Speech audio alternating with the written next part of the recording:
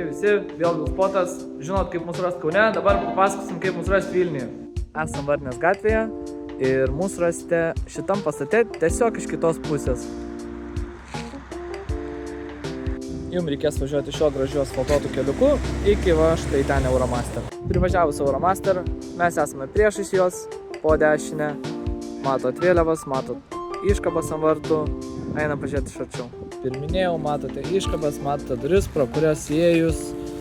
Laukiame jūsų ir jūsų ratlankių.